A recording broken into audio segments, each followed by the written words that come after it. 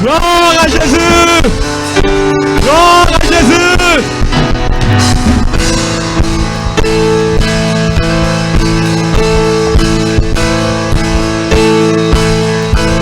Alléluia!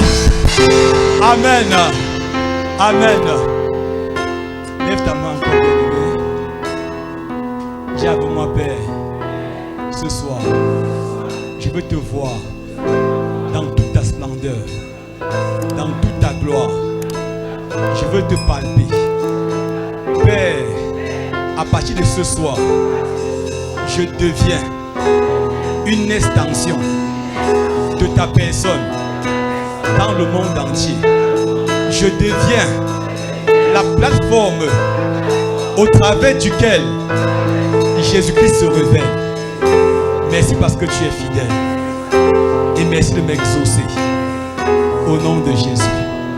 Amen, amen, amen. Acclame, acclame, acclame, acclame, acclame. Assure-nous dans sa présence. Gloire à Jésus.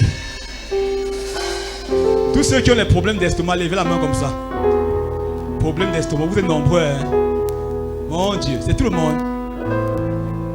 Dieu m'a dit ce soir, il va guérir beaucoup de personnes, mais particulièrement le problème d'estomac. Donc Dieu va localiser les estomacs ce soir. Quand je priais un jour, il m'a dit que non, je veux régler les estomacs. Donc tous ces gens-là, vous êtes déjà guéris. Amen. Gloire à Jésus. On va prendre, avant que nous prenions la parole, on va prendre 2 violons pour les témoignages. Avant de... Il y a une maman qui a laissé sa ceinture, elle est là. J'avais ta ceinture. J'avais ta ceinture, maman, elle est où? Voilà. J'avais ta ceinture. Enlève de l'écaille. On va donner la parole à notre soeur, va un peu témoigner. Est-ce que il y a gloire à Dieu? Gloire à Dieu! Gloire à Dieu! On va lui donner la parole. Elle va dire ce que le Seigneur a fait pour elle. Amen. Écoutons son témoignage. Frère Christ, bonsoir. Vraiment, Dieu a fait les merveilles pour moi. Vraiment, hier, quand je suis arrivé ici, je voyais les gens faire le mouvement. J'étais assise là, je ne pouvais pas. Je me lève, je veux bouger. Les reins ne donnent pas. Vraiment, j'ai fait les hôpitaux. Je suis allé à Yaoundé, à l'hôpital central, à la police. J'ai fait les examens, la radiographie, tout. Je bois les remèdes, ça ne donne pas.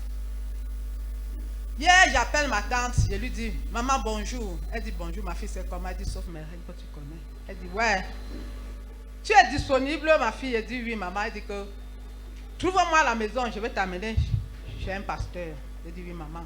À 15 heures, je suis allée la trouver à la maison. Elle dit, maman, on part. Nous sommes arrivés ici. Quand on arrivait ici, je ne parvenais pas à marcher. Elle était devant. Elle marchait vite. Marchez vite. Elle dit, maman, je ne connais pas marcher. Mais rien me fait. J'ai marché doucement, doucement. Je suis arrivé ici avec elle. On était loin là derrière. Pendant qu'on chantait, on dansait. J'étais aussi debout. Je pouvais travailler. Je devais laisser le dos à qui? Papa. Quand on priait, j'ai prié aussi. Tout ce qu'on fait, les mouvements, j'ai prié aussi. J'ai dit, c'est un Seigneur, quel est mon remède? Moi, voici devant toi aujourd'hui, papa. Quel est mon remède, papa? Quel est mon remède, Seigneur? Quel est mon remède? Jusqu'à le Seigneur a fait les merveilles pour moi hier soir. J'ai enlevé la ceinture. Vraiment. Je remercie beaucoup le pasteur. Je remercie le Seigneur pour ma guérison. Amen. Gloire à Jésus! Est-ce que quelqu'un peut crier gloire à Dieu? Amen. Il y a trop de témoignages. On ne va pas prendre tous les témoignages maintenant. À la fin, on va prendre certains témoignages. Il va enseigner, donner le temps aux personnes de témoigner. On a des témoignages, des témoignages. Amen. Mais je vais donner la parole à une deuxième personne pour son témoignage. Maman, viens pour ton témoignage. Lève-toi, tu viens pour ton témoignage.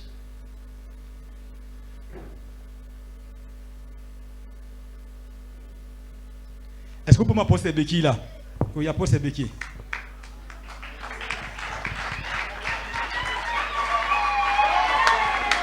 que vous criez gloire à Dieu?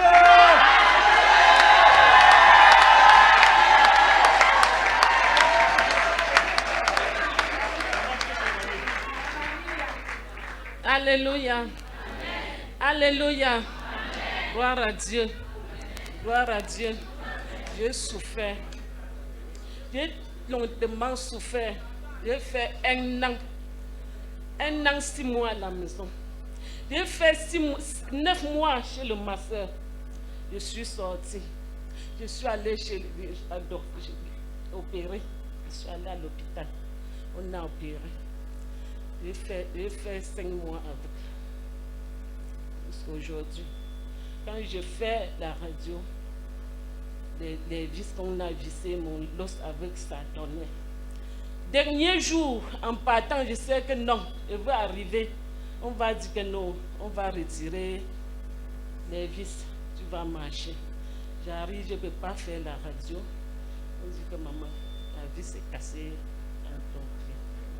Je dis que Jésus, est-ce que depuis on a déjà vu qui le fer se casse dans le pied? Un pote dit que non, je n'ai jamais vu, je n'ai jamais compris. Je dis que oui.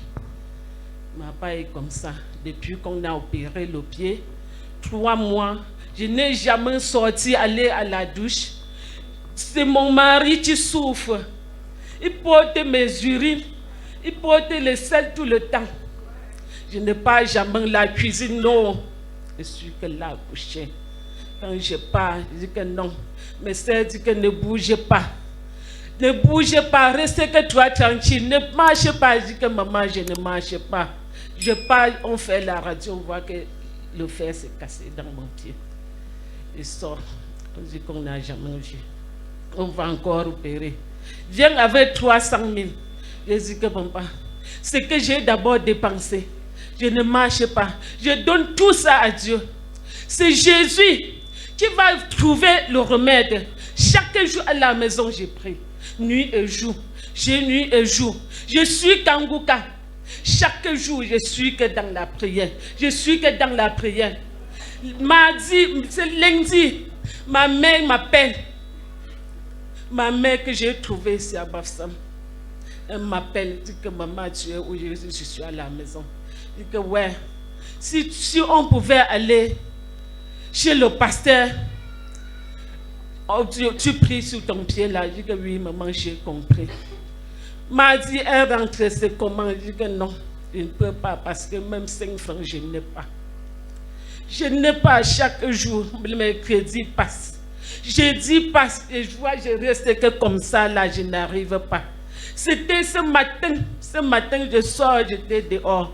C'est Dieu qui m'a même envoyé dehors avec les béquilles. Je ne sais même pas ce que je faisais dehors. Ma voisine passe. Ouais, il y a un croisade là-bas à Djata. Je dis que ouais, maman, je connais, on m'avait dit. Ce qui me fait ne pas partir, c'est le transport. Il retire l'argent et me donne. Je dis que ouais, gloire à Dieu. Gloire à Dieu.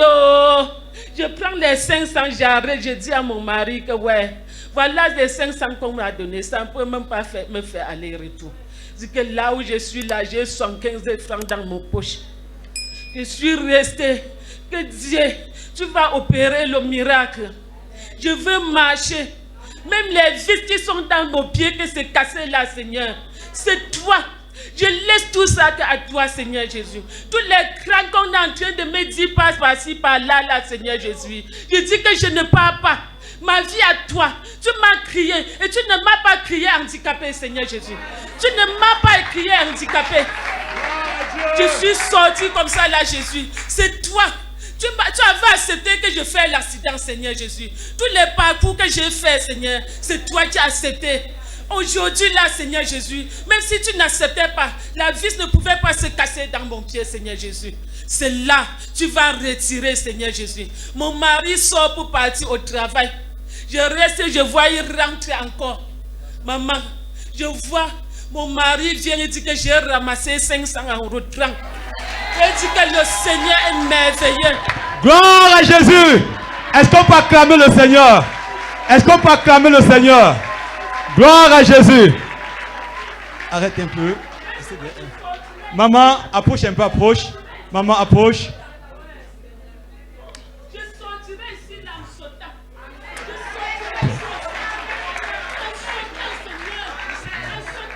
Amen.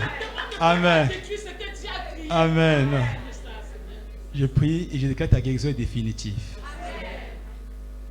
Père, ta puissance la visite de sa tête jusqu'à la fin de ses pieds maintenant. La puissance de Dieu te touche. La puissance de Dieu te touche. Au nom de Jésus, tu es définitivement libre. Ce mal ne reviendra plus. Tu es guéri et restauré par la puissance de Dieu. Au nom de Jésus. Amen. Est-ce qu'on peut pousser un cri de joie? Amen. Maman, va t'asseoir. À la fin, il y a trop de témoignages, n'est-ce pas? Merci. La maman est sous l'émotion. Le Seigneur fait pour elle de grandes choses. Amen. Il y a beaucoup de témoignages. Permettez que j'enseigne rapidement.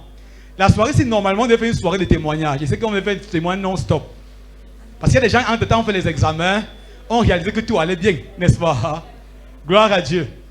Donc, je voulais permettre que j'enseigne, n'est-ce pas? Parce qu'aujourd'hui, là, le but de l'enseignement, c'est quoi?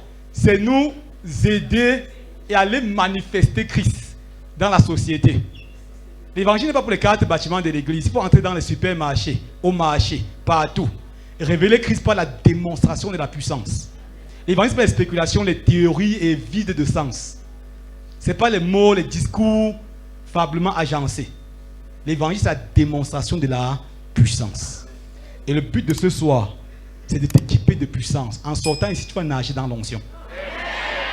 Et quand tu vas arriver au quartier, quand tu vas voir un malade, tes mains là vont faire le travail.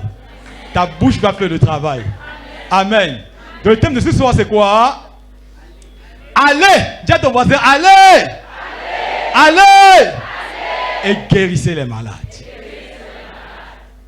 Dis-lui peut-être, va. Et guéris les malades. Et c'est que la religion ne comprend pas ce langage-là. Et les gens qui sont choqués, blessés, quand on dit guérissez les malades.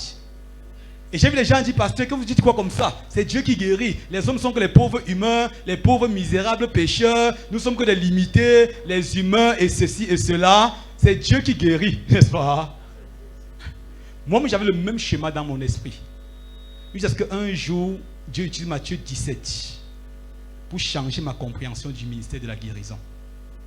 Matthieu 17, 15 à 17. Je vous fais voir quelque chose. Matthieu 17, 15 à 17. Lisons-moi verset 14. Lorsqu'il fut arrivé près de la foule, un homme vint se jeter à genoux devant Jésus et dit, Seigneur, aie pitié de mon fils, qui est lunatique et qui souffre cruellement. Il tombe souvent dans le feu et souvent dans l'eau. Je l'ai amené à tes disciples et ils n'ont pas pu le guérir. Race incrédule et perverse, répondit Jésus. Jusqu'à quand serai-je avec vous? Jusqu'à quand vous porterai-je? Amenez-le moi ici. Jésus parla sévèrement au démon qui sortit de lui et l'enfant fut guéri à l'heure même. Amen. Donc j'ai tout le même schéma tordu de la religion, selon laquelle c'est Dieu qui fait tout sur la terre. Les hommes ne peuvent rien faire. C'est Dieu qui fait tout. Mais quand j'ai lu ce passage, Jésus a changé ma compréhension. Si c'est Dieu qui faisait tout, normalement Jésus ne devait pas réprimander les disciples. Il devait leur dire, quand ils sont venus, que mais pourquoi ça n'a pas marché? Que non, Dieu est souverain. Il y a des cas comme ça, parfois Dieu accepte, parfois il refuse. N'est-ce pas? Il devait leur dire, Dieu est souverain. C'est Dieu qui guérit. Vous n'êtes que des pauvres misérables instruments. Mais Jésus les traite plutôt de race incrédule et perverse.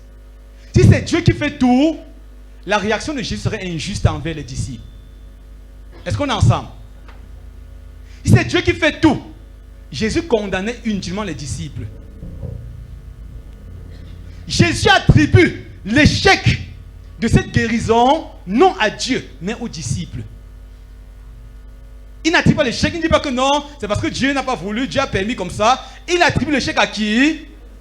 aux disciples, non à Dieu. Retenez ceci, bien-aimés. La terre sur laquelle nous sommes est le domaine de la juridiction des hommes. Je vais bien m'expliquer. Dieu ou Satan ne peuvent pas agir sur la terre sans le canal humain.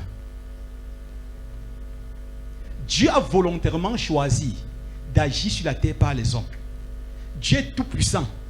On dit que l'homme est sa représentation, nous sommes ses ambassadeurs. Quand on envoie un ambassadeur camerounais en France, est-ce que le président camerounais peut venir en France faire des choses à sa place? Le président camerounais donne des ordres, il exécute en France, c'est ça? Mais ce sera absurde que Paul Biya lui-même, le président camerounais, se déplace lui-même en Europe et dise maintenant que non, ouvre le bureau, je vais signer tel papier. Non, il donne des ordres, l'ambassadeur exécute. Et la Bible dit à 2 Corinthiens 5 quoi? Nous sommes des ambassadeurs de... Ça veut dire que Dieu agit sur la terre par nous. Pour la continuer, nous faisons profession d'ambassadeur, comme si Dieu exhortait par nous. Donc, la terre sur laquelle nous sommes, première chose à retenir ce soir, est le domaine de la juridiction des hommes.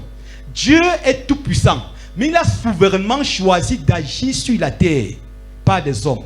Dieu bénit les hommes par les hommes. Dieu guérit les hommes par les hommes. Dieu délivre les hommes par les hommes. Il y a des gens possédés. Ils peuvent passer toute leur vie dans cette possession. Aussi longtemps qu'un homme ne se lèverait pas pour dire maintenant, il faut qu'on arrête avec cette affaire-là. Donc si que le Seigneur va venir le délivrer, Dieu ne va pas le délivrer. Parce que Dieu a donné ce cahier de charge aux hommes. Délivrez-les. Quelqu'un me comprend, hein? Somme 115, 16. Les cieux sont les cieux de l'Éternel. Il a donné la terre. À qui? Au Fils de l'homme.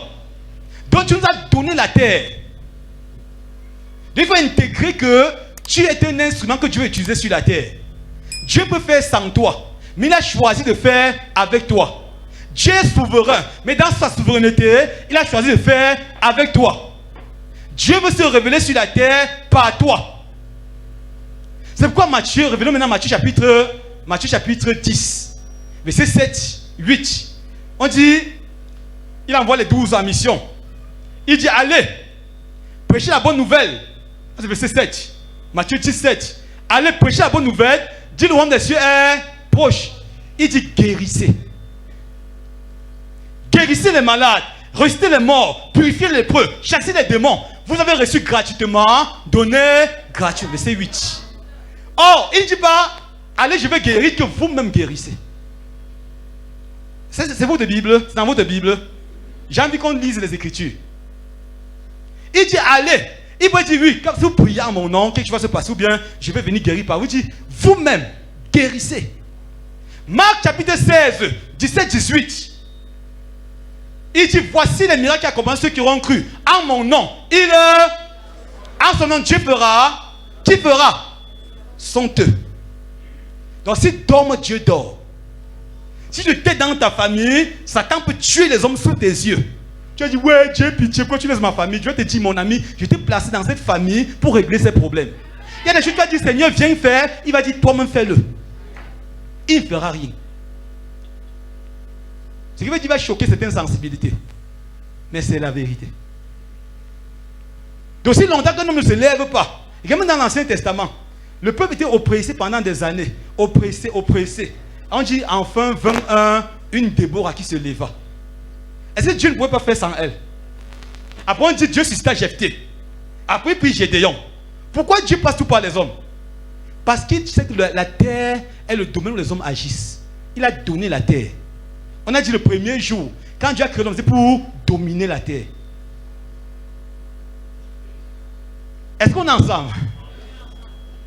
Dieu dit allez, guérissez vous-même. Maintenant remarquez ceci dans le passage. Il ne dit pas allez prier pour les malades, mais il dit guérissez les malades. Quelqu'un a bien vu ça dans sa Bible? C'est dans votre Bible? Presque partout, le même mot revient. C'est toujours guérissez. Donc votre de prier pour les malades montés descendus, ce n'est pas de Dieu. Peut-être c'est un langage, une façon de parler. Mais c'est la pensée de Dieu, c'est quoi? Il dit guérissez. Il va prier pour eux. Donc tu viens devant un malade, tu dis Seigneur, aie pitié, étends tes mains. Dieu dit que j'ai dit qu'en mon nom, toi-même ta main va travailler. Tu étends tes mains, dis que où sont tes mains? Qui te donne un travail, tu viens me commissionner. Donc tu dis à l'enfant que lave le sol, lave les assiettes. Tu vas au boulot, tu rentres le soir. Il dit papa, étends tes mains. Maman, étends ta main. Lave les assiettes. Tu fais combien d'enfants là? Hein? Elle est maman. C'est ce que Dieu nous a dit. Il a dit, allez, faites. Au lieu de faire plusieurs centaines de dire à Dieu que toi-même, étends ta main et fais. Et depuis les années qu'ils disent ça, Dieu ne fait rien. Amen. Maintenant, retenez ceci. Dieu, ce n'est pas l'homme qui fait par lui-même. Par nous-mêmes, nous ne sommes pas capables de faire quoi que ce soit par nous-mêmes. Dieu fait par l'homme. C'est pourquoi l'homme est un canal au travers duquel Dieu veut agir, ou même Satan veut agir. J'espère qu'on se comprend. Parle doucement ce soir. Parce que tu comprennes bien. Ce n'est pas que l'homme par lui-même est puissant. L'homme par lui-même ne peut rien faire. Mais Dieu veut se servir de ce canal-là. Maintenant, tu es le canal. Ton canal peut être obstrué comme les disciples. Pourquoi Jésus a réprimandé? N'est pas par eux-mêmes la capacité, mais ils ont comme un vase qui est bloqué, qui empêche le mouvement de Dieu.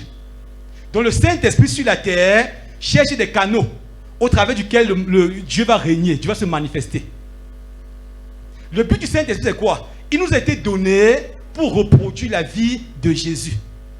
Maintenant, tu peux être un mauvais canal, où le Saint-Esprit semble étouffé, bloqué, il ne peut rien faire. Quand tu peux t'engager à être un bon canal, si tu es un bon canal, le Saint-Esprit va couler par toi pour faire l'œuvre de Dieu. Donc le problème, c'est au niveau de l'homme, pas de Dieu. Si les hommes deviennent des bons canaux, Dieu se sert d'eux pour accomplir sa volonté.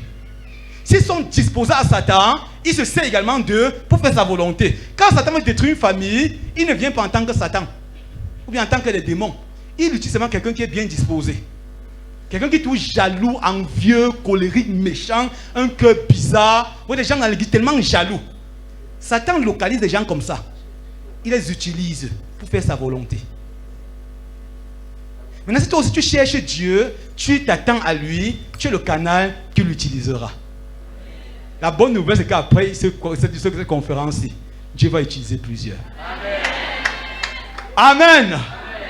Est-ce qu'on est ensemble? Maintenant, je vais mettre sur pied un principe, le principe fondamental du ministère de guérison.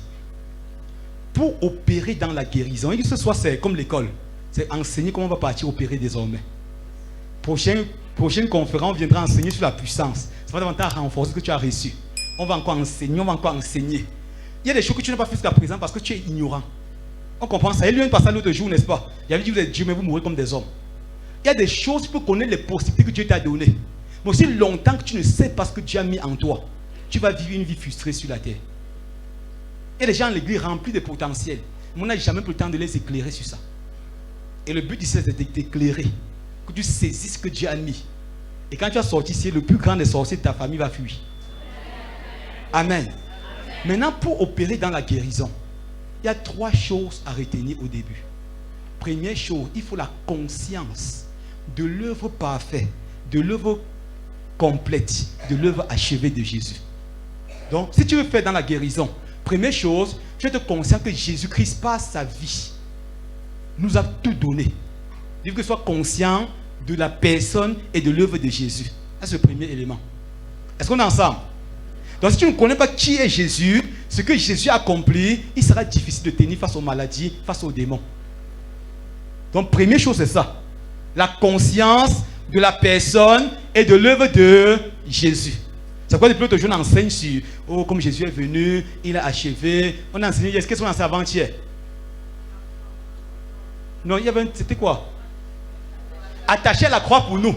Donc pour t'amener la conscience de l'œuvre achevée de Jésus. Maintenant, deuxième élément à retenir, si tu veux faire dans la guérison, dans la délivrance, ou bien marcher dans le surnaturel divin. Deuxième élément à retenir, c'est quoi? La conscience de qui tu es devenu en Christ. Est-ce qu'on est ensemble? La conscience de quoi? De qui tu es devenu en Christ. Plusieurs chrétiens ne savent pas qui ils sont devenus en Christ.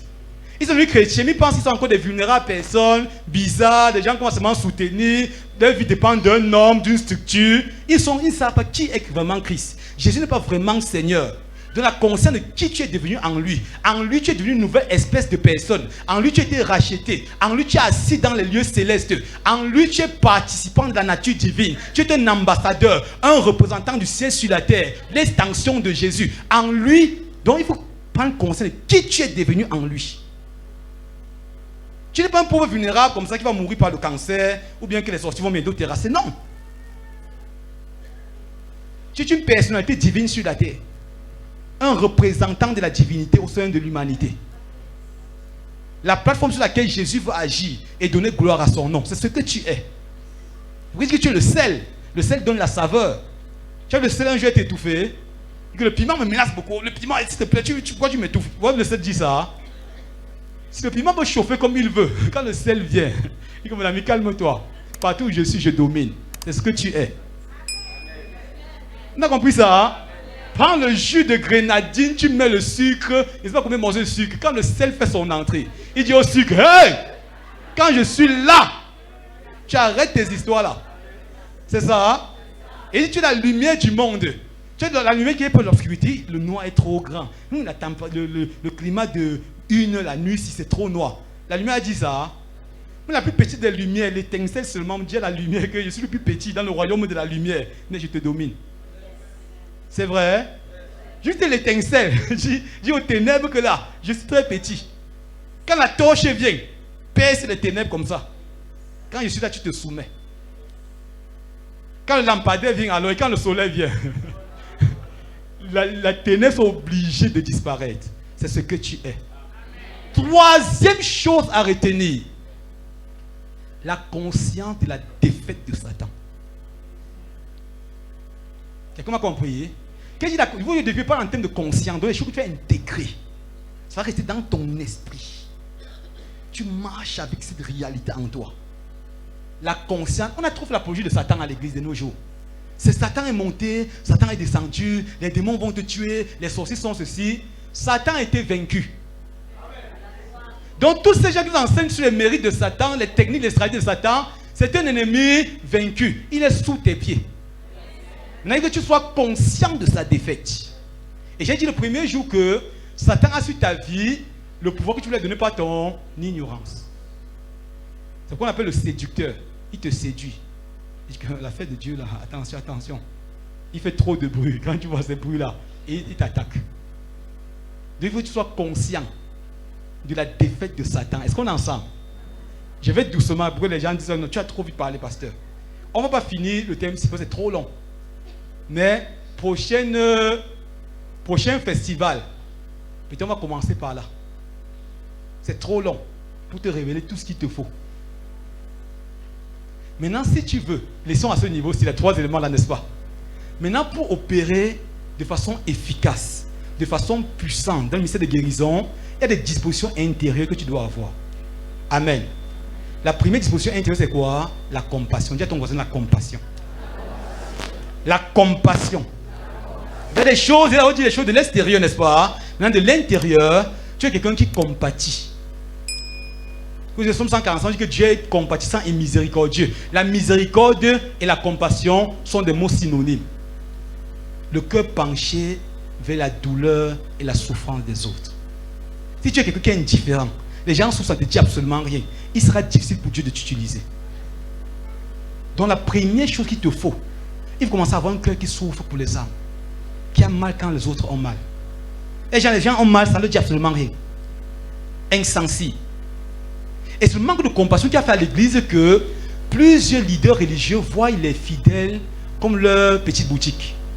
Ce manque de compassion. Donc tu as un problème, au lieu que quelqu'un t'aide, il voit plutôt ce qu'il va avoir de toi. Ce qu'il va obtenir de toi. Ce manque de compassion. Ce manque de compassion qui a fait que quelques gens ont commencé à matérialiser quelques deux dons. Directement, prochaine étape, c'est quoi? Prendre leur photo, coller sur une boîte d'eau, maintenant dit quoi? Au Wend. Maintenant, il faut vendre ça. L'eau de faveur. C'est pas moi qui dis. Il va m'attaquer à quelqu'un parce que. Il dit que parce que je s'attaque à telle personne. Non. N'est-ce pas? C'est le manque de compassion. Donc, tu vois en des personnes que Dieu a aimé, a sauvé, des marchandises, des gens qui vont te rapporter. C'est le manque de compassion. C'est ça qui tue la puissance dans l'église. Les gens veulent plutôt s'accomplir. Les gens sont égoïstes. Veulent utiliser les gens pour se réaliser. C'est pourquoi la puissance de Dieu part quand il n'y a pas de compassion. J'ai prié pour une maman, ça fait quelques temps. Ça fait peut-être 2-3 ans. Elle avait des problèmes bizarres. vraiment compliqué, elle ne dormait pas. Tous les nuits, elle voyait des présences. Elle a parcouru des églises et autres. Après, elle est tombée sur quelqu'un qui lui a dit non, il y a un apôtre à Tchang. Apôtre prophète quelque part à Tchang. On a envoyé chez cet apôtre-là. Le gars avait ses petits flacons d'huile comme ça. Petits flacons. Petits flacons. Il vendait le flacon à 5000 francs. Il a dit à la maman, quand tu te laves le matin, tu verses un flacon dans l'eau. À midi, tu te ouins avec un flacon à midi. Et le soir, en dormant, tu te ouins encore un flacon. La maman a vu ça comme un jeu. Parce qu'elle dit que c'est la solution du tic au tac. Peut-être elle va faire ça 1 jour, 2 jours, ça sera bon. Elle a pris première série. Quand ça finit, je dis, mais c'est 15 000 par jour. Elle a commencé à mettre un peu. Mais quand ça finit, 2 semaines plus tard, pas de solution. Elle tombe encore, elle commence à chercher la solution et qu'elle l'a envoyé vers moi. Quand elle m'a dit ça, j'ai dit que ce monsieur-là va lui dire que c'est moi qui ai dit, qu'il n'est pas un pasteur. Et que c'est un bandit. Et que tu veux lui dire, et tu donnes mon nom. Il ne sait pas Dieu, il se sert de Dieu. C'est manque de compréhension. Quelqu'un peut dire qu'il a des problèmes, tu exploites son problème pour t'enrichir. Ou un peu ça. Tu exploites son problème. Est-ce que les pharisiens faisaient à l'époque? Lisez Matthieu chapitre 9, verset 35-36. On dit que Jésus parcourt les villes et les villages, enseignant à la synagogue, prêchant la bonne nouvelle du salut, et voyant la foule qui était abattue et languissant, ça c'est verset 36. Comme des brebis qui n'ont point de berger, il fut ému de compassion. Matthieu 4, 35, ça revient encore. Il fut ému. Oh, les pharisiens étaient là, ça ne dit absolument rien. Tu as bien dormi, ils s'en foutent. Tu es malade, ils s'en foutent. Jésus vient même guérir quelqu'un qui a fait combien d'années d'aveuglement? Depuis des années, depuis l'enfance aveugle. Ces leaders religieux sont là. On le guérit devant ces leaders religieux, les gars se fâchent. Donc imagine, tu es ton pasteur, on te guérit, tu as fait combien d'années d'aveuglement? On te guérit, se fâche. Aucune compassion. Tous ces gars n'avaient pas de compassion. Ils ont commencé à dire non, la loi de l'église dit que le dimanche, pourquoi faire ça sur le jour de sabbat? Pas de compassion. Oh, Jésus fut ému. Donc, j'ai vu ici des foules s'embrouiller comme des brebis qui n'ont pas de berger. Oh, Jésus fut ému. La deuxième personne qu'il a tressailli dans son âme. Il a tellement mal. Il faut faire quelque chose pour cette foule-ci. Et chaque fois que Jésus fut ému de compassion, lisez la suite. Guérison, miracle, délivrance, guérison, miracle, délivrance. Avec la compassion pousse le miraculeux. Les pharisiens ont guéri quelqu'un qui a fait 18 ans, courbé. Il se fâche. Non, ça, tu viens de violer les textes de l'église, les textes du sabbat. Et Moïse n'a pas dit ça. Comment tu violes les textes de l'église? Donc, aucune compassion pour quelqu'un qui est depuis des années sous l'emprise de Satan. Maintenant, si tu es un leader, tu entends ça. Ouais, un fidèle, ton leader dit ça de toi. Est-ce que tu peux encore le considérer? Est-ce que le ministère? Donc, si tu veux faire dans la guérison, commence à compatir. À ne plus chez ton intérêt. Les gens qui sont trop zélés pour prier quand c'est quelqu'un qui est un peu bien élevé. On dit que c'est le gouverneur qui a un problème, son enfant a un problème, il faut venir. Mais à 2 heures, tu vas te déplacer. Maintenant, c'est une autre personne. À 19 heures, il se fait des attaques. Et tu vois, Dieu voit plus les mobiles, les motifs. Dieu connaît ça. Il voit tout ça. C'est pourquoi il y a l'impuissance partout dans les églises. Élisée marchait autrefois avec un monsieur qu'on appelait Géasi. Élisée, un homme chargé, tellement homme. Il était sûr que non. Quand on a dit que la femme est venue dire que son enfant est décédé, il était sûr que s'il donne son bâton, son serviteur met le bâton sur l'enfant, l'enfant va guérir. Il a pris avec toute l'onction qu'Élisée avait, il a mis le bâton, rien n'a marché. Pourquoi? Au fond, Géasi était quelqu'un cupide. Il aimait l'argent. Donc ça marchait. Première chose, il dit à la femme là, que la fête ici là, il faut une offrande de connexion, de sémence, de ceci, de cela. Voilà. Une résurrection comme ça, tu ne peux pas partir comme ça. C'est ce qui tue. Oh, Dieu est capable de nous donner infiniment au-delà de ce que les hommes peuvent nous donner. Vous croyez en ça? Hein? Donc quand tu vas sortir ici là, Dieu t'a donné gratuitement, donne gratuitement. Il y a des gens que j'ai prié des années, des maladies bizarres sont parties. Je ne sais plus où ils sont passés. Mais je n'aime pas savoir où ils sont passés. Un jeune est venu me chercher quand on a fait une conférence à Tchang. 2 ans plus tard, il me cherche. Il me dit, pasteur, j'avais mal à la tête pendant des années. À la conférence de Tchankan, tu as dit que telle personne a mal à la tête. Au fond, c'était moi. Il ne fréquentait même plus. Il était à Faza. Il est venu avec une grosse bolle de miel parce qu'il a commencé à faire son travail. Je l'avais même oublié. Je ne pensais même plus à lui. 2 ans plus tard. Oh, il est resté chez moi. Il était écrit. Oh, vraiment, tu fais du bien aux gens. Il t'oublie. Tu n'as fait aucun bien. Tu n'as été que le canal par lequel Dieu a travaillé. Amen. Est-ce qu'on est ensemble? Dieu ne peut pas utiliser quelqu'un qui n'a pas la compassion pour les âmes pour guérir les âmes. Parce que la compassion, c'est le caractère de Dieu. Et si tu as son caractère, il t'utilise pour faire sa volonté, guérir les hommes. Quelqu'un m'a compris? Il ne va pas utiliser quelqu'un qui n'aime pas les âmes pour sauver les âmes. Tu vas prier pendant 2 jours.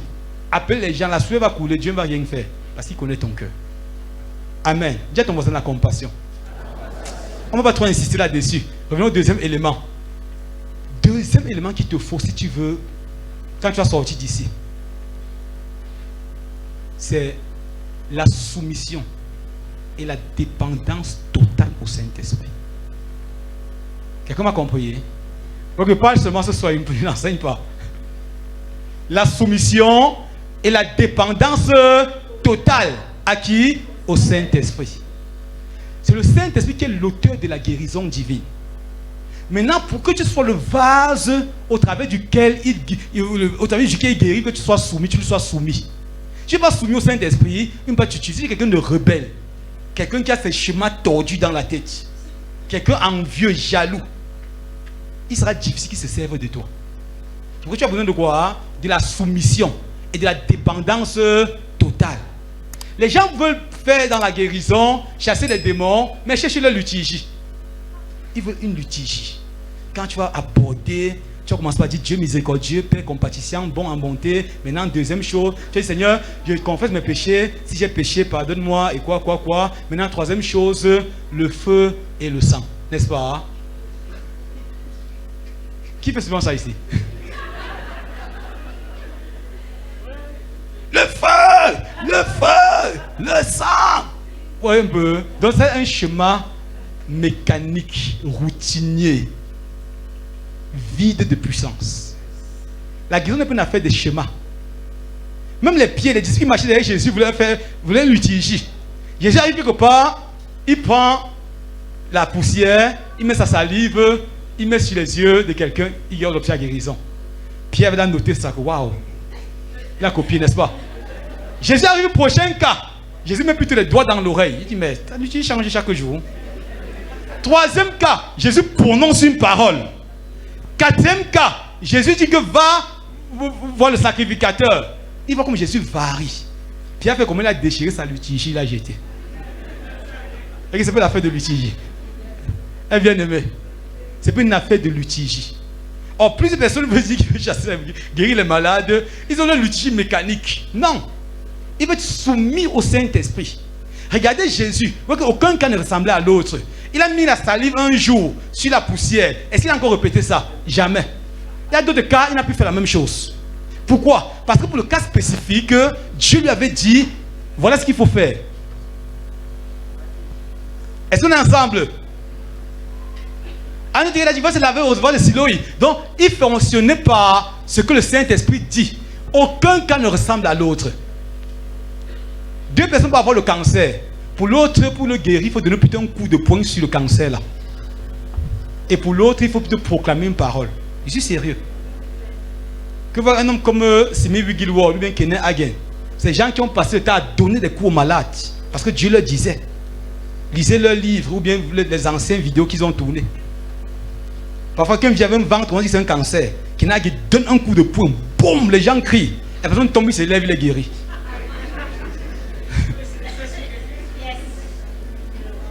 Est-ce qu'on est ensemble? Aujourd'hui, c'est l'école, n'est-ce pas? Il est guéri. Il faut que tu sois soumis pour entendre ce que le Saint-Esprit dit devant chaque situation. Ce n'est pas le fait qu'on connaît trop prier. Qu'il y a un cas de toi, tu dis non, on va prier, on va. Le tout n'est pas de prier seulement. Il faut connaître ce que Dieu pense devant chaque situation. Je me fais comprendre. Sinon, tu vas toujours échouer. Si dans ta tête, dans ton schéma, dans ton sac, tu sais que tu as ton feu et ton sang partout. C'est ça qui passe. Quand tu vois le feu, le feu. C'est pourquoi dans l'église, parfois vous voyez ceux qui délivrent. Vous savez la différence entre ceux qui délivrent et ceux qui est possédé. Tellement la sueur a coulé. Jésus a fait ça un jour. Après chaque délivrance, tu partes à l'hôpital. Tu as tellement crié. Pour finir, Dieu a pitié. Il dit que l'enfant, s'il souffre trop à mon nom, je libère aussi le cassé. Un truc naturellement qui devait couler comme un jeu. Amen. Donc, deuxième chose, que tu sois sensible. C'est pourquoi Dieu donne les dons de révélation. Les dons de révélation font comment? Nous donnent l'omniscience de Dieu. Pour ceux qui ont lu mon livre, Embrasé pour Dieu, il parle des dons spirituels en profondeur là-bas. Donc les dons de révélation font comment? Nous révèlent l'omniscience de Dieu. C'est pourquoi il a commencé tout à l'heure, dit par exemple que ceux qui ont les problèmes d'estomac, Dieu va régler. Je sais ça comment? C'est don de révélation. Il a dit hier ici là qu'il y a combien de personnes? 3 personnes qui sont sur le point de jeter les points. Les 3 sont levés, n'est-ce pas? Il n'y a pas plus de 3 personnes. 3 personnes sont levées. Pourquoi? Je sais ça comment? Parce que Dieu m'a dit. Et don de révélation. Avant, tu as dit ici là qu'il y a 11 personnes qui ont tel problème. C'est ça, hein? Ça, c'est le don de révélation. Or, tu as besoin des dons de révélation pour répondre aux besoins. J'ai vécu une situation qui m'a fait bizarre. C'était en 2021. Un matin, on m'appelle. C'est une famille qui m'appelle. Je dis que notre enfant est devenu fou à Douala. Leur enfant est parti. Je ne sais pas dans quoi il est entré. Surtout, il a commencé à perdre connaissance. Il délirait, violent. Il était vraiment fou. Pour finir, on l'a attaché. On l'a mis dans la voiture. Je ne sais pas qui leur a dit Allah Bafoussam rencontrer tel pasteur. Quand ils sont venus, la famille est venue me voir. Oh pasteur, ils sont venus le matin. Ils avaient arrêté le gars. Quand on est arrivé vers moi, le gars brisé, comme ça, il a fui. J'ai dit ouf, sauvé. Quand j'ai vu le cas, il a dit que le gars, c'est là, avec les codes ici là. Qu'il va dire que s'il te plaît, ne reviens plus. La famille, pasteur, il fuit, il court, non. Ah, tu m'as monté, je dis que heureusement. Et en temps, je réfléchissais dans mon bureau que, et s'il revenait? Si on l'attrape, il fait comment? Parce qu'ils sont venus, ils sont convaincus. Parce qu'ils me voyaient, c'est comme si, non, je vais seulement faire un truc, ça va changer. Et dans ma tête, je savais que ici, là, la violence du gars, s'il peut te donner un coup comme ça. Qu'il est parti, m'a dit que Seigneur, qu'il continue seulement pas, qu'il parte très loin. On est ensemble. Je monte au bureau, j'étais assis au bureau et ma tête réfléchit. C'était encore le matin. Je suis au bureau, je réfléchis, mais s'il revient, je fais comment? Je prends ma Bible, je prie, je dis Seigneur, il fait comment s'il revient? Après quelques minutes, j'entends les gens dire oh, pasteur, on l'a attrapé. On l'a attrapé, le voici. Ok, le voici. Je dis ah bon. Maintenant, je dis Seigneur, qu'est-ce que je fais ici? Parce que je savais que le gars là, quand il le voyait, c'est un gars un peu grand. Et comme on l'avait attaché, sans qu'il était violent. Et il m'a dit, Seigneur, je vais vous montrer comment les dons de révélation fonctionnent. Qu'est-ce que je fais? Qu'est-ce que je fais? Et je me suis même totalement abandonné à Dieu. Seigneur, qu'est-ce que je fais? Pendant que je suis en train de descendre, la famille était en bas, j'étais à l'étage, au plateau. Pendant que je suis en train de descendre les escaliers, j'étais soumis à Dieu. J'entends le Saint-Esprit me dire, dis-lui que je l'aime d'un amour incommensurable. Ses parents l'avaient arrêté. Et descendant que le marche d'escalier, on voulait monter avec lui. Je suis venu vers lui, j'ai tendu le doigt. Le Seigneur Jésus t'aime d'un amour incommensurable. La puissance de Dieu est descendue du ciel, est tombée sur lui, boum, il est tombé. Il a dormi quelques secondes comme ça, il s'est réveillé. Il était totalement guéri. Et sa famille me regarde. Sa famille ne croit pas. Il dit que pasteur, est-ce que c'est vraiment vrai qu'il est guéri? Il est guéri. Parce qu'ils attendaient quoi? Ils attendaient que je sorte mon carnicope, n'est-ce pas? De feu et de sang. Qui dit le feu sur toi. Ils attendaient ça. Maintenant, Dieu a violé leur schéma religieux, leur liturgie. Ils avaient la liturgie dans leur tête, mais ils venaient me chercher. Et que la liturgie n'a pas marché pour eux, ils venaient me voir. Et ils voulaient qu'il n'y a plus que la même liturgie. Il a dit à sa famille, rentrer avec lui, il a fait plusieurs jours sans dormir, qu'il se repose. Revenez le lendemain avec lui. Le lendemain, on est revenu, il était lucide. On a discuté longuement. Et pendant 45 minutes. Après, prier pour lui, il est retourné à Douala. On ne s'est plus jamais vu. Mais c'est que jusqu'à présent, parce que connaît une chose par expérience, les pasteurs Valérie qui sont là, vont me démentir. Quand parfois un fidèle ne revient plus, c'est que ça a été bon. C'est bon. Quand tu pars, il ne revient plus. C'est bon.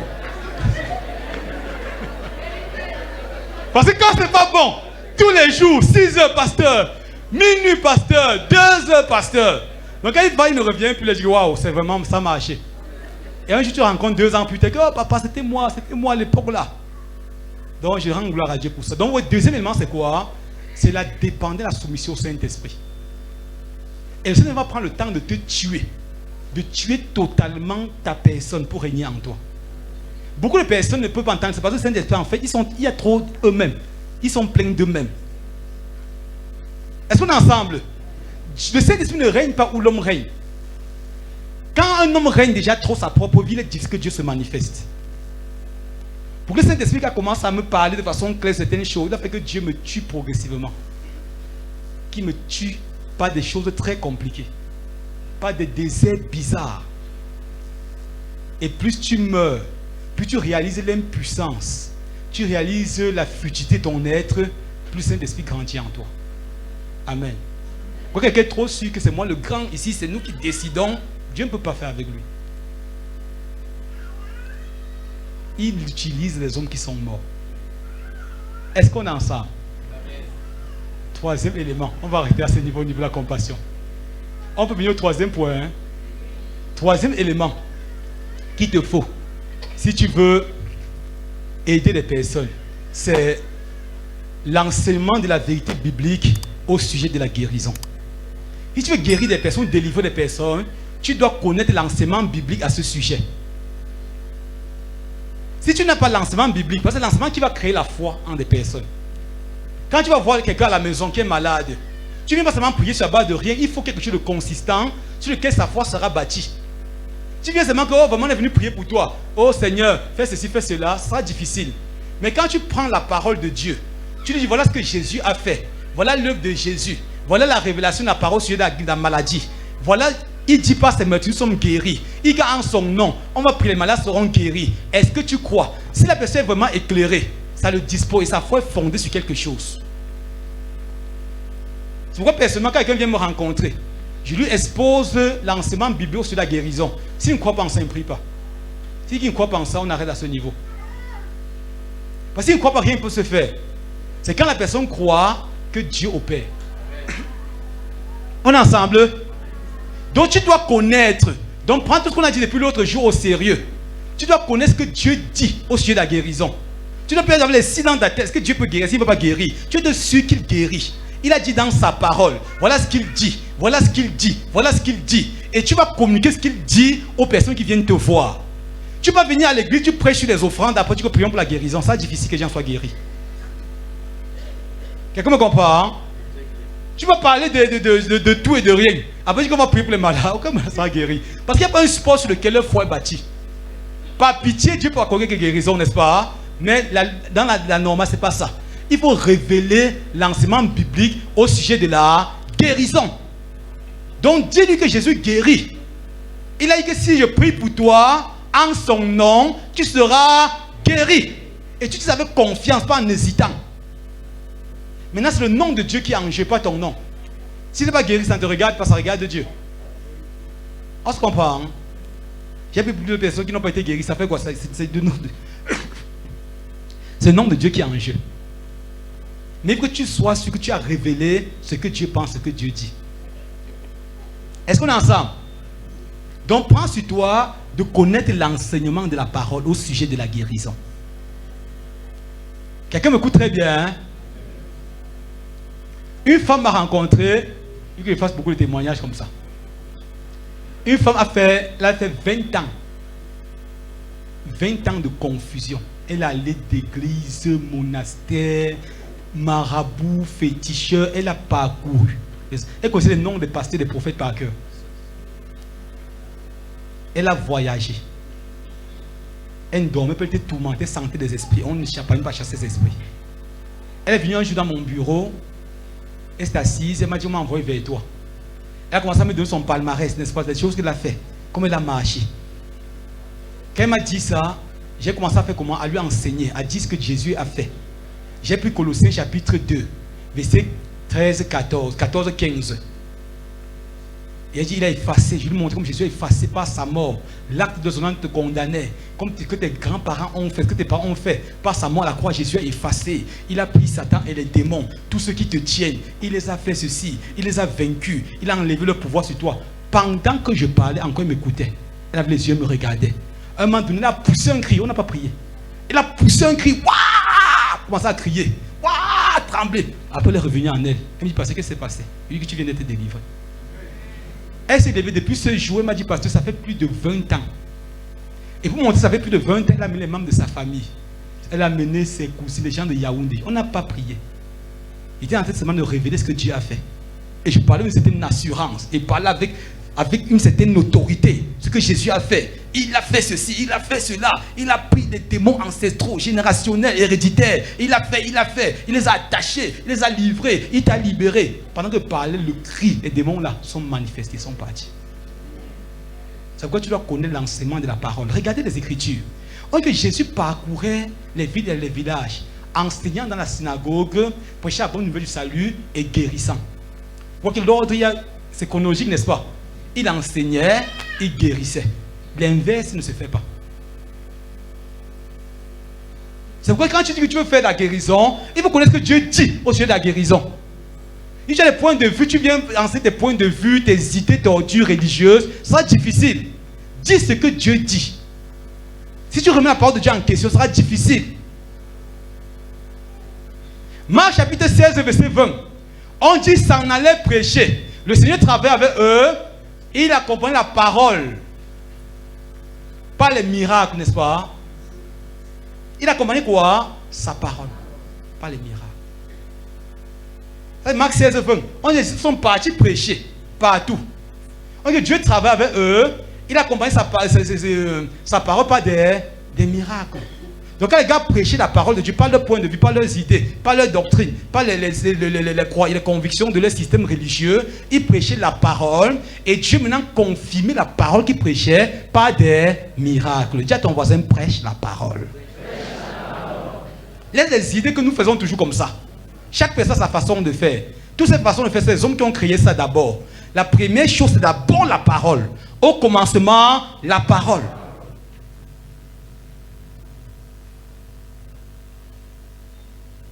Amen. J'espère que c'est là bon. On est au 4e élément maintenant. On était 3e élément. 4e élément. Je vais rapidement parce que compte tenu du temps, il y a beaucoup de témoignages. 4e élément, la proclamation de la parole de foi. Amen. Maintenant, quand tu connais déjà ce que Dieu dit, tu as révélé la parole, qu'est-ce que tu fais? Il faut proclamer la parole de foi. Quelqu'un me comprend, hein? Et il ne veut pas enseigner vite, il veut être doucement. Il faut proclamer la parole de foi. Écoutez ceci. Le succès dans le ministère de la guérison consiste à prendre l'initiative de proclamer la parole de guérison avec foi en laissant les résultats à Dieu. Donc tu penses sur toi, ce n'est pas Dieu qui a venu dire que lève-toi et marche. Dieu ne va pas faire ça. Et si tu ne dis pas lève-toi et marche, rien ne se passera. On s'est compris? Quelqu'un couché malade, le pied fait mal. Tu dis que hey, Seigneur, tends ta main. Si Dieu tend sa main, ce sera pour te gifler. On est ensemble? Maintenant, dis-lui, lève-toi et marche. C'est ce que Pierre et Jean ont fait. Acte chapitre, quoi c'est acte 3, n'est-ce pas? Ils sont arrivés à la belle porte. On dit un monsieur qui était couché depuis des années. Il a demandé l'aumône. Pierre dit quoi? Je n'ai ni or ni argent, mais ce que j'ai, je te donne. Au nom de Jésus de Nazareth, lève-toi et marche. Il s'est levé, il a commencé à sauter. Il est entré dans le temple. Les chefs religieux ont commencé à être jaloux. Ta guérison va toujours énerver quelqu'un quelque part. Il y a quelqu'un qui est satisfait quand tu es assis. Aujourd'hui, tu dépends de lui, n'est-ce pas? Là, chaque matin, il te donne 100 fois, il te dit courage, Asia, que Dieu te fortifie. Pierre dit, lève-toi et vous voyez que le succès consiste à prendre l'initiative de déclarer, de proclamer. Tu dis au nom de Jésus. Et quand tu dis avec conviction et foi, Dieu va faire le reste. Au commencement, Dieu a été informe et vide. Est-ce que Dieu a pleurniché? Non. Dieu dit, et la chose s'accomplit. Maintenant, Isaïe va dire quoi? Dieu confirme la parole de ses serviteurs. Il accomplit ce que prédit ses envoyés. Donc, quand tu es un envoyé de Dieu, tu dis, il accomplit. Acte chapitre 14. Lorsque Paul arrivait à Lystre, il y a un monsieur qui avait 14 ans couché. Paul enseignait. Donc Paul a regardé ce monsieur. Là, il avait la foi pour être guéri. Paul va dire quoi? Tiens-toi droit sur tes pieds. Paul, à haute voix, a dit, tiens-toi droit sur tes pieds. À l'instant, le monsieur s'est levé. Il a commencé à sauter. Il a fait des années, il était couché depuis des années. Mais il a fallu qu'un homme parle. Maintenant, tu as peur de parler. Quand tu parles, Satan te dit que ça ne marche pas. N'est-ce pas? Satan te dit tout ça. Il y a quelqu'un à la maison, quelque chose ne va pas. Tu veux parler, Satan dit que non, ne te souille pas ici. Hein. Si tu dis ça maintenant, ça ne marche pas. On va croire que qu'on a lavé ton cerveau à l'église. Est-ce qui nous empêche de manifester? Que nous ne te ridiculisons pas ici, là, laisse-le comme ça. Laisse-le. Il va faire ça, ça marche, de ridiculiser pas. Si tu parles, il va pas se lever. Et toi, tu gardes ton calme. Et Dieu est souverain. Et la famille qui vient prier, tu dis Seigneur, notre Dieu, souviens-toi de notre bien-aimé tel, aide-le. Quand il dit à Dieu, dis que toi-même aide-le, tu as mis la terre sur la terre pour ça, aide-le toi-même. Amen. Donc, prends sur toi de proclamer. Je vous ai dit tout à l'heure, c'est le nom de Dieu qui est en jeu, pas ton nom. Donc tu dis, bien tu dis qu'il n'y a personne, tu vois quelqu'un couché là, tu dis au nom de Jésus, lève-toi. Il ne bouge pas. Tu dis au nom de Jésus, lève-toi. Il ne bouge pas. Au moins si tu as essayé, n'est-ce pas? Tout le monde commence toujours par échouer un jour. On commence ça. Si tu veux réussir à échouer, mon ami, tu te trompes. Nous tous, on échoue toujours. On échoue toujours. Tu vas échouer plusieurs fois. Tu pries que le matin te dit qu'il est mort. Et Satan vient te dire qu'il t'avait dit non, l'affaire ne marche pas. Les affaires que les pasteurs te disent, ça ne marche pas. Arrête ce truc-là. Demain, quand tu pries quelqu'un, on t'appelle matin. Quand tu as prié hier là, à ton départ, ça a aggravé. La personne chauffait un peu, n'est-ce pas? Quand tu as pris, la sueur a commencé à couler. La nuit, elle a commencé à transpirer, à ronfler un genre. On t'a dit que depuis que tu as prié là, la situation. Et Satan vient te dire qu'il t'a dit non. Que l'affaire ne sait plus. Donc prends sur toi. Même quand ça n'a pas marché, n'est-ce pas? Tu laisses le résultat à Dieu. Un jour, ça finira par marcher. Tous les géants qui ont opéré dans la guérison ont commencé par échouer aussi. Catherine Kuhlman a bien échoué. John G. Lake a échoué. Smith Wigglesworth a échoué. T.L. Osborne a échoué. Tous ces géants ont échoué. Mais ils ont fini comme des héros dans le monde de la guérison. Quand on parle des noms comme Alexander Dowen, c'est des gens qui guérissaient à tous les coups. Des gens comme John G. Lake, ils ont rendu la ville de Spokane aux États-Unis, ville sans maladie. Le gars guérit les malades, vidait les hôpitaux. Lisez-moi, la science reconnaît ça. Les journaux parlaient d'eux. Ils ont vidé les hôpitaux. À un moment donné, aux États-Unis, on dit que la ville de Spokane, c'est une ville sans maladie. Il n'y a plus de malades. C'est quoi? Un homme qu'on appelait John G. Lake s'est levé. Ils ont tous guéri. Si on avait le temps d'entrer dans la vie de ces héros-là. Les T.L. Osborne, ils sont venus en Afrique pour amener l'évangile en Afrique et bousculer nos pères. C'était quoi? C'était la démonstration puissante de guérison et autres. Frère, sors de l'évangile sans puissance, là où tu es considéré que non, vraiment, prêche seulement, c'est Dieu qui monte, c'est Dieu qui descend. Ça, c'est ta fuite, ta responsabilité. Quand les gens veulent fuir, ils attribuent l'échec à Dieu. Comme ça échoue toujours, c'est Dieu qui fait ça. Mais un jour, tu as bien prêché, c'est toi, c'est plus Dieu. C'est ça, n'est-ce pas? Quand tu veux prêcher, oui, c'est toi qui es bon prédicateur. Mais comme c'est la guérison qui marche pas là, c'est Dieu qui a échoué. Donc, prends sur toi, bien-aimé, de proclamer la parole de foi. De dire ce que Dieu dit. Rassure-toi juste que ta parole est conforme à ce que Dieu dit dans sa parole. Tu déclares, ça ne marche pas aujourd'hui, ça marchera demain. Ça ne marche pas demain, ça marchera après-demain. Si tu as peur, tu ne vas pas avancer dans ce ministère-là. Amen. Quand la prochaine conférence, on va faire la prochaine conférence, je crois qu'on va faire comme les gars ont fait autrefois, n'est-ce pas? On va avec les cas pratiques. Donc on finit comme ça pour le pasteur qui prie. On appelle maintenant tous les malades, là, chacun de vous maintenant vient proclamer, vient tester, c'est vrai. Est-ce qu'on est ensemble? Donc tu viens tester.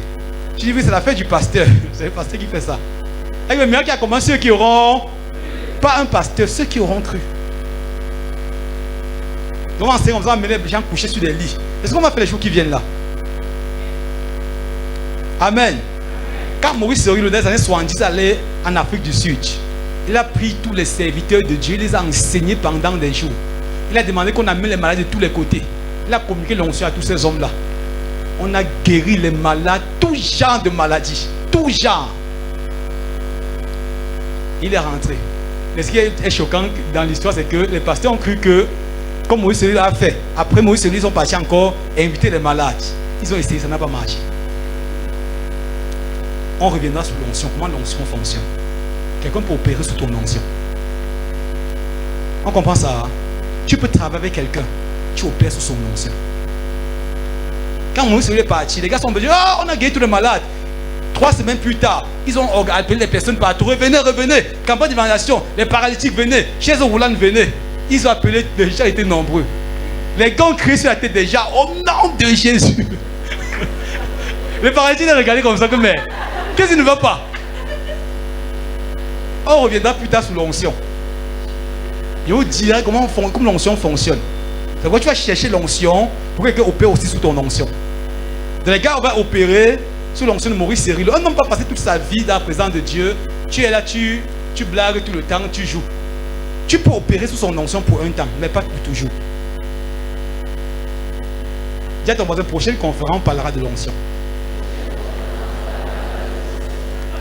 Dis-lui ça, au devant, on parlera de l'onction. Amen. Dernier point, on va arrêter ici. Il y a plusieurs autres points, mais il ne faudrait pas qu'on soit très long. Un autre élément qui est capital, c'est le nom de Jésus. Dis à ton voisin, le nom de Jésus. Ah, c'est le nom qui nous a été donné pour guérir les malades, chasser les démons, soumettre des territoires. Le nom de Jésus. Tout ce que Jésus était, tout ce que Jésus a, il a empaqueté ça dans son nom. Quand il partit, il a donné ça dans son nom. C'est pour qu'il a dit que maintenant, en mon nom, vous ferez. Donc désormais, ce que vous m'avez vu faire, vous m'avez vu agir, vous m'avez fait des choses sur la terre. Désormais, tout ce que j'étais, tout ce que je faisais, j'ai mis ça dans mon nom. Jean chapitre 16, 23, 24. Jusqu'à présent, encore rien demandé à mon nom. Demandez et je vous donnerai avant que votre joie soit parfaite et autres. Jean 14, il va revenir. Donc, il parle trop de son nom. Donc, Jésus a tout mis dans son nom. Maintenant, le problème, c'est que nous avons pris le nom de Jésus comme une formule magique, n'est-ce pas? Tu dis n'importe quoi, tu dis au nom de Jésus, et ça ne fonctionne pas. Il faut comprendre le fonctionnement de ce nom-là. Amen. Il y a des gens qui ont utilisé ce nom-là, ce nom était un piège pour eux. Comme c'est Acte 19, on parle des 7 filles de Sheba. Quand Paul prêchait, il chassait les démons partout. Les filles de Sheba sont parties chercher quelqu'un qui est possédé. Ils sont venus dire au nom de Jésus que Paul prêche. N'est-ce pas? Les démons disent quoi? Nous connaissons Jésus. Nous savons qui est Paul, mais vous là. Donc le nom là sur vos lèvres ne peut pas fonctionner. Donc, même que le nom de Jésus est puissant, il y a des lèvres sur lesquelles ce nom ne fonctionnera jamais. Tu vas dire au nom de Jésus, tu ne sois rien ne se passe. Donc les démons les ont attachés, fouettés, blessés. Les gars sont sortis nus dans la rue, en fuyant. Donc, prie au nom de Jésus, bien aimé, c'est une formule magique comme à la fin de la prière. Tu peux faire une longue prière au nom de Jésus, mais tu n'as pas prié au nom de Jésus. Quelqu'un m'a compris? Donc, il peut faire une prière, une belle prière bien classique, bien agencée, éloquente et tout ça. Après dire au nom de Jésus, mais ce n'est pas au nom de Jésus cette prière.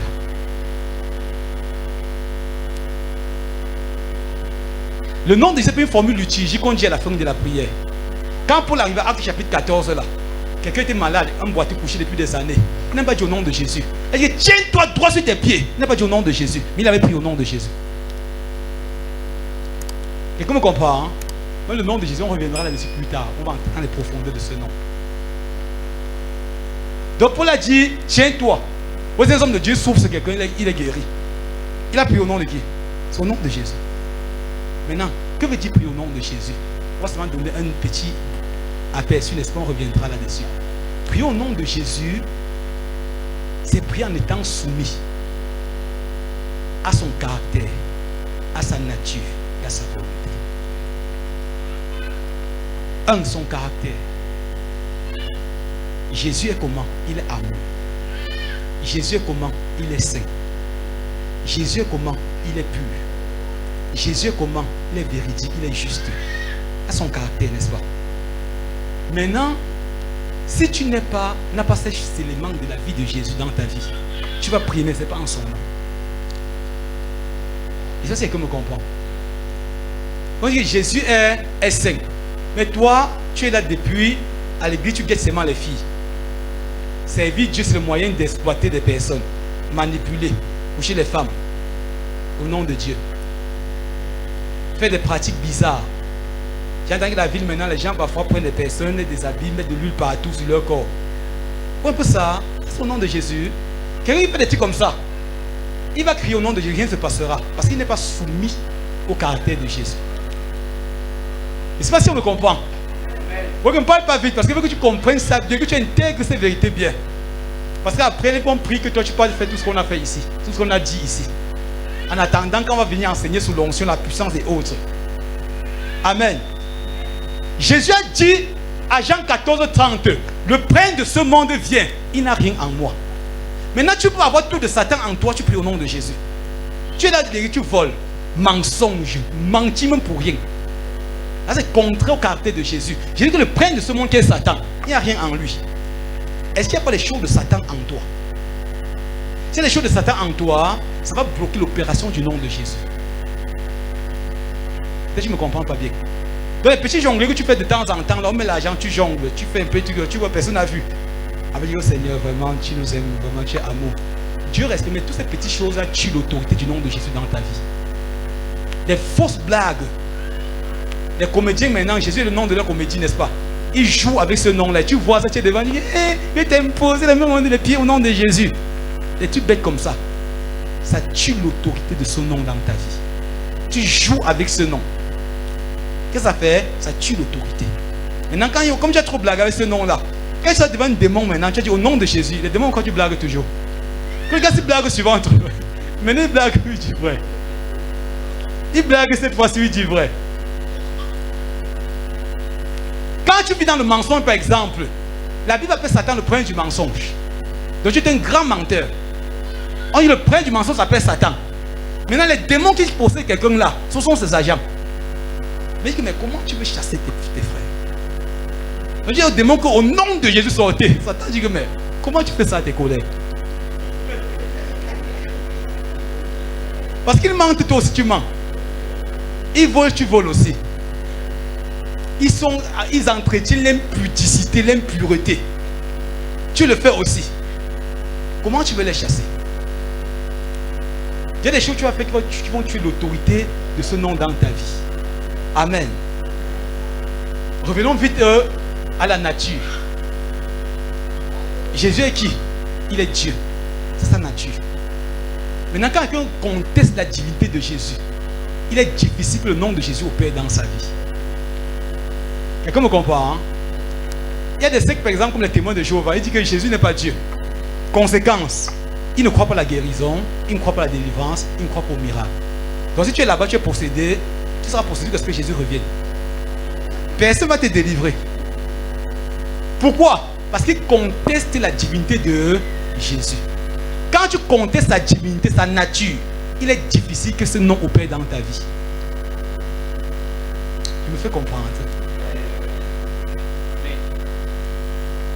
Si tu contestes, tu commences à dire que non, Jésus vraiment, il était plutôt ceci, c'était quoi, tout ça. C'est là que ça te disqualifie devant ce nom. N'entrons pas trop dans les détails. Finissons, prier selon sa volonté. La volonté de Jésus est révélée dans sa parole. Est-ce qu'on comprend? Donc quand tu pries par exemple pour envoyer le feu et tuer tes frères, tes collègues, parce qu'ils t'ont énervé là, tu deviens un instrument entre les mains de Satan pour faire le mal. Parfois c'est une prière pour s'accomplir, ce n'est pas forcément Jésus qui est derrière. Donc tu es le canal par lequel les démons opèrent. Tous ceux qui pensent à vouloir tuer tous les sorciers de leur famille là, Jésus les aime aussi, hein. Il veut les sauver. Aime-les, si Dieu veut les frapper, il les frappe.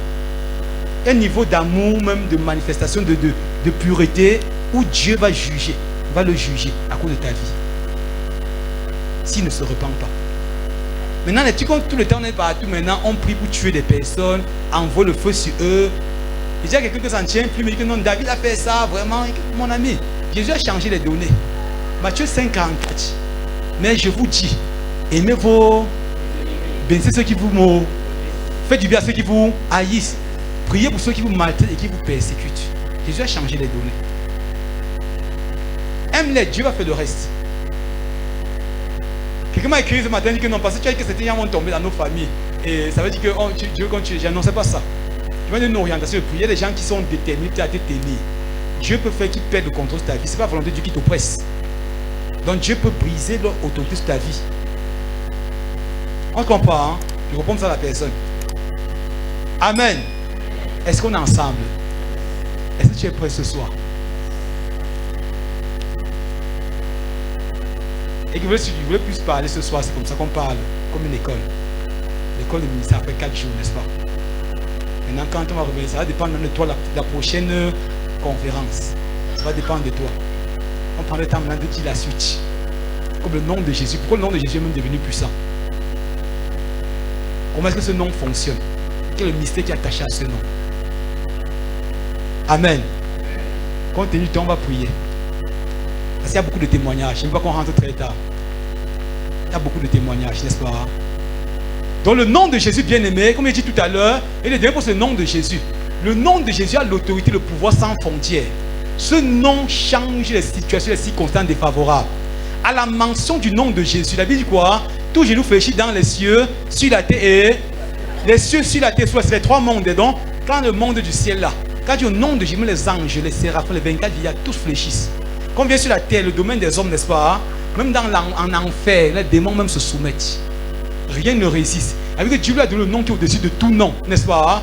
Donc tout ce qui a un nom sur la terre, quand le nom de Jésus est prononcé, cette chose s'incline. Donc si tu peux identifier quelque chose qui a un nom, donc si on parvient à le localiser, on dit que le nom s'appelle fibron de quoi? Les médecins ont des noms très forts, n'est-ce pas? Donc si on a pu découvrir que ça a un nom déjà, si ça a déjà un nom, sois tranquille, le nom de Jésus va soumettre ce nom-là. Dieu établit ce nom au-dessus de tout.